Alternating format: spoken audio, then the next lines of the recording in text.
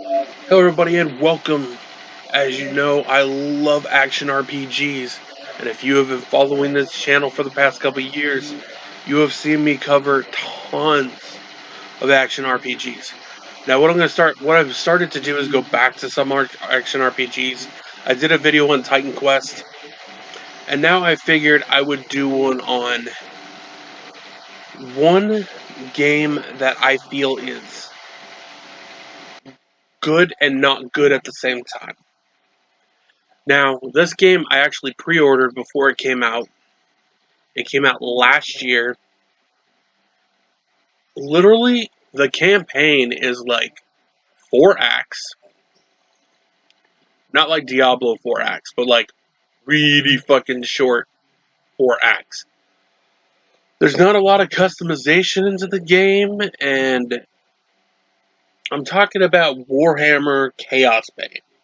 Now, Warhammer Chaosbane, yes, I do have both DLCs. I have played both DLCs. I play as the dwarf. One thing I don't One thing that kind of irks me the wrong way is they tried so hard to mimic systems that are in other games. So you have the Path of Exile skill tree is in there. You have them trying to make it where you only get a certain amount of skill points when you play, but then you have to use the abilities there. What happens is some of the abilities you can just spam them. The problem is like a good character, like I thought it would be, the tall white guy with the hat. He's a shitty ass fucking character. I even have like the downloaded characters that you get for free. And Chaos Bane is so monotonous, I would say. Coming from someone who's playing action RPGs for literally at this time, it's been almost 20 years since I started.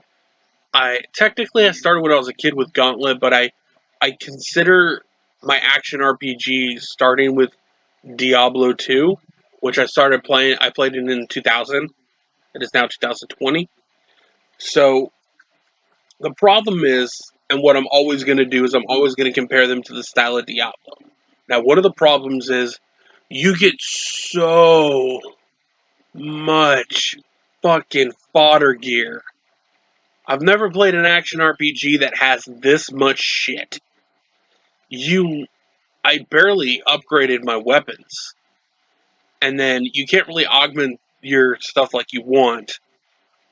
And to me, like this game is just not even the bosses were memorable. There's like a dragon, there's like big monsters, and part of it is you don't have to try that hard to beat the bosses. And when I got to the final boss, I'm like, is this the end of the game? Because it doesn't feel important. They also don't have like a merchant guy. This is the first action RPG where I've played where there is not a merchant guy where you can go sell your shit easily, especially not in the first town. And it's just, I was so high. They hyped this game up so much before it came out. And when I first played it, I'm like, oh, this is a good game. But then when I've gone back and played it, and then the co-op in there is garbage. Me and my fiance CJ, who you've seen on the Diablo videos, have it was so bad, very bad, and all the enemies are the same.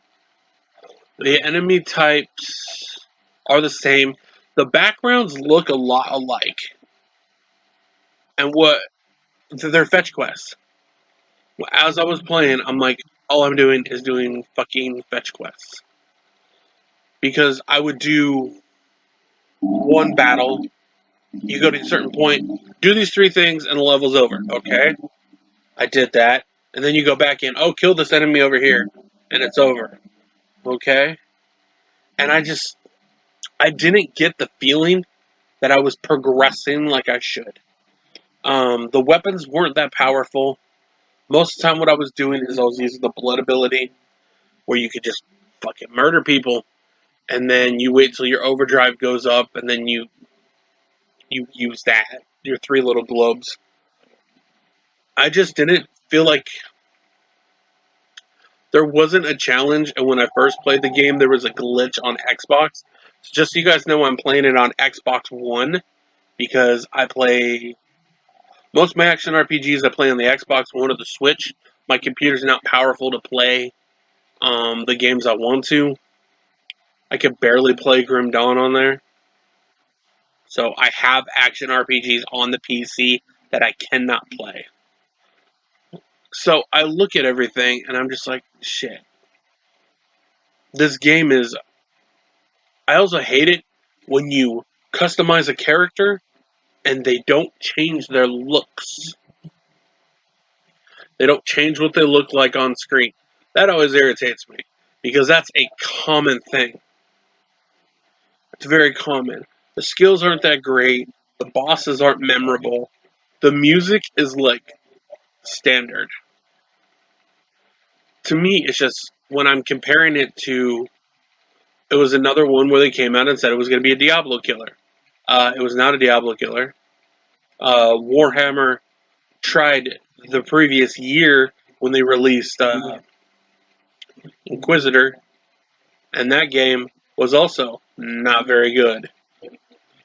Warhammer hasn't been very good. They're trying to get into the action RPG, um, and they're just not good games. They're really not good games. They try so hard. I could tell they're trying hard. They're trying to mimic things that are in other games, but they're missing the core elements of what's in there. But to me, it's just you got to do better.